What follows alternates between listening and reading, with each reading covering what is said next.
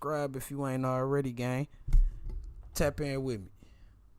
Stealing a police car is one of the riskiest things you can attempt, with any wrong move resulting in certain jail time. So what does it look like when stealing a cop car goes horribly wrong? Good sticks. Today we cover exclusive body cam footage of the few times this has happened. Starting with the case of a man named Mr. Sanchez in Colorado. Police say he had been purposefully causing accidents and crashing into multiple other vehicles in the area. So they gathered a team of officers and tried to take him down. 379, slowed down, speeds of 28.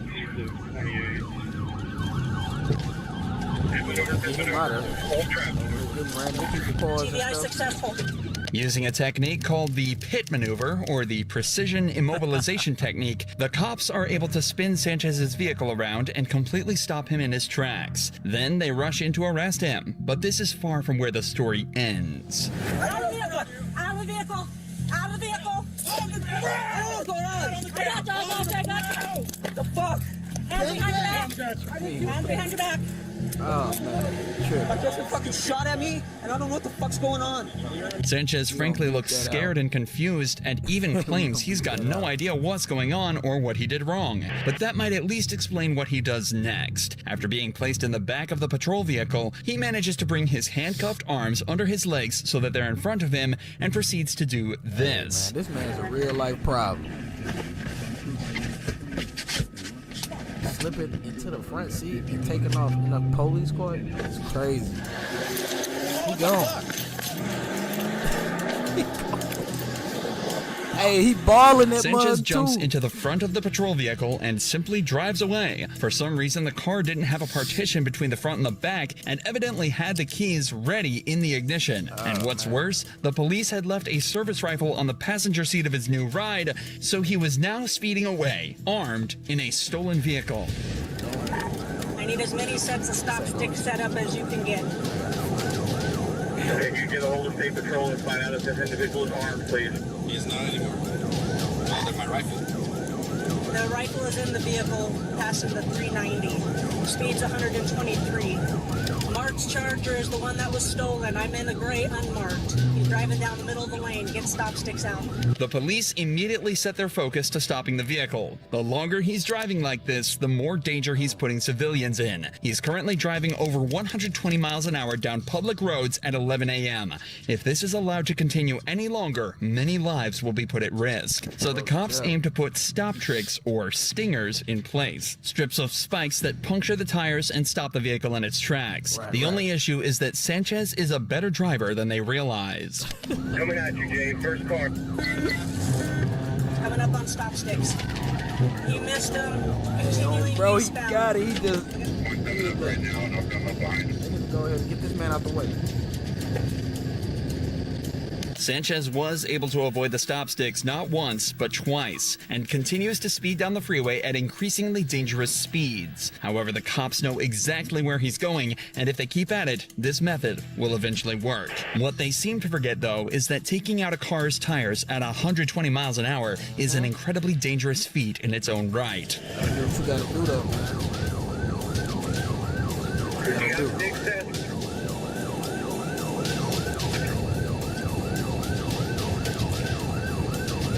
Wow. Good sticks. Ooh.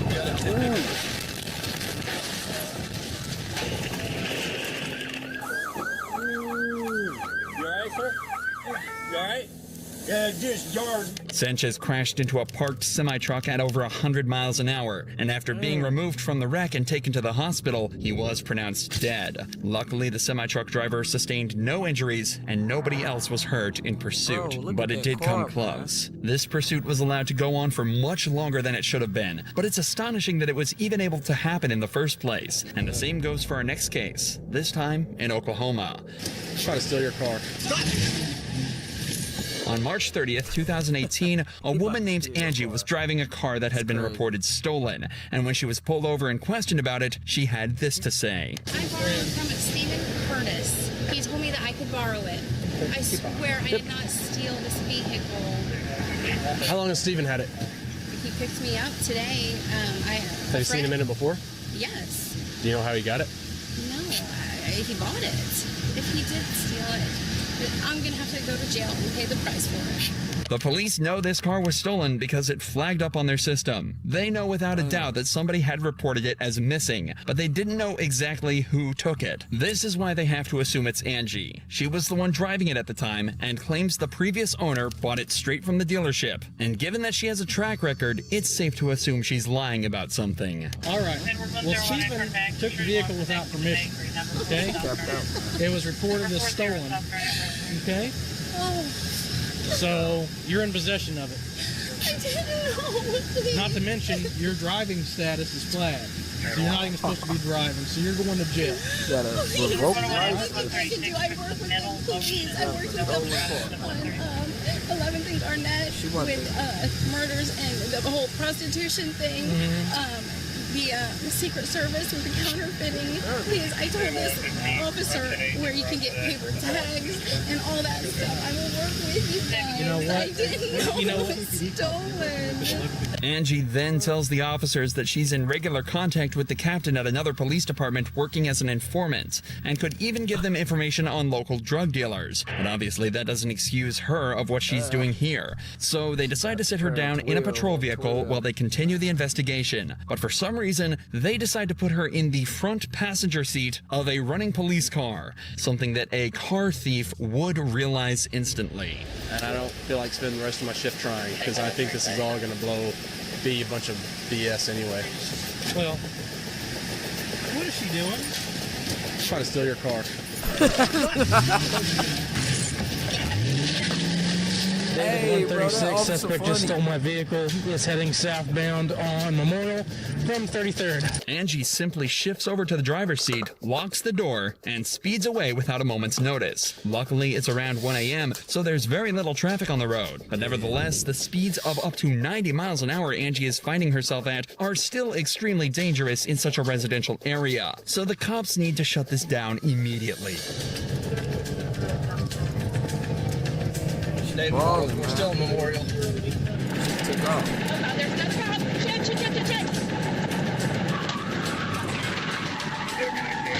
Hey, she trying to do that jump.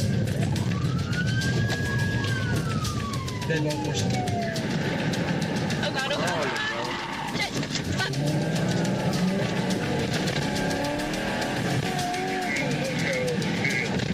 Clearly terrified of the situation she's found herself in, Angie turns off the main road and onto a smaller side road. And this turns out to be her downfall.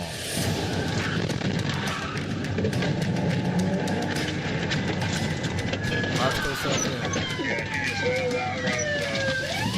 Cornered, Angie realizes her only option is to bail from the vehicle and sprint away. But the cops are trained for situations just like this, and she'll have a hard time staying out of their grasp for long, especially while she's handcuffed. Is that her right there? There she is.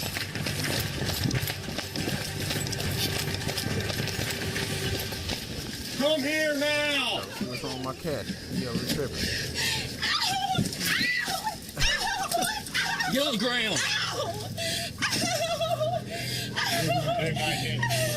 Man, why everybody want to cry after Hands over your head. Put your hands over your head. Will somebody unhook your head so we can put them back? too late to cry?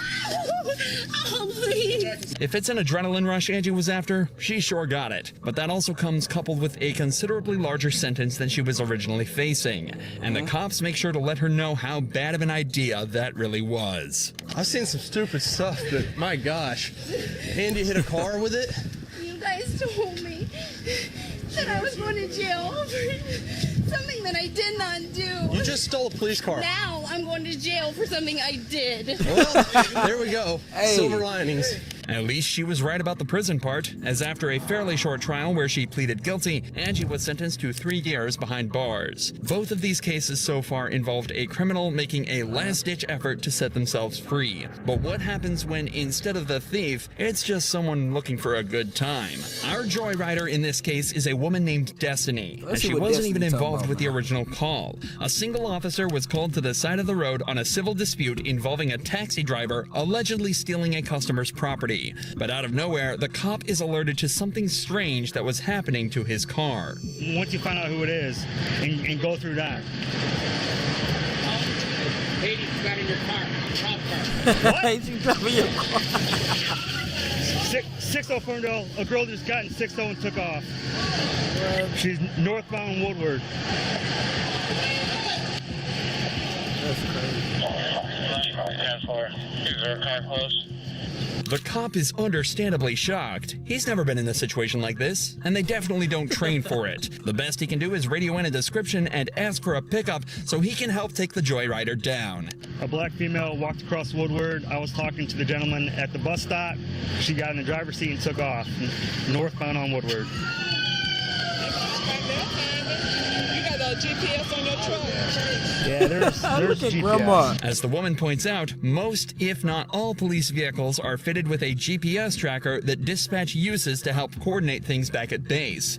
Now, all it comes down to is a giant game of cat and mouse across Detroit. Grandma The would cops know know the this, area better and they're better drivers, so it doesn't take long to get the stolen vehicle back in sight.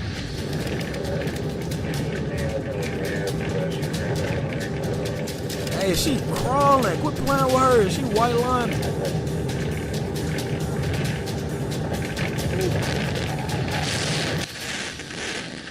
Man.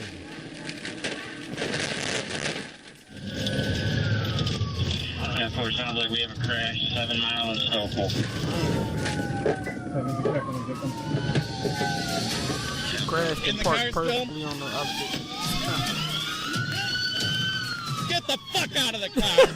Hey, they mad. Get out of the car, you motherfucker. Grab it. Come here. Get on the ground. Get on the ground.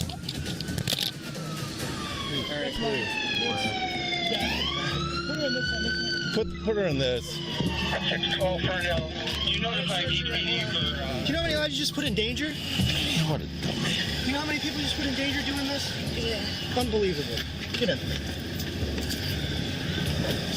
Unfortunately for us, there were no exciting chases or strategic maneuvers used to take Destiny down. She simply crashed into a parked car at over 80 miles per hour, completely wrecking her new ride. Hey, look. She wrecked her new ride, and she drove that thing till the wheels came off, or at least the hood. She was white lining, you hear me? You see a police car white lining in traffic, you better move out the way with lights and no siren. Man, if you don't move out the way, otherwise you're going to become exactly what that GMC Denali Suburban truck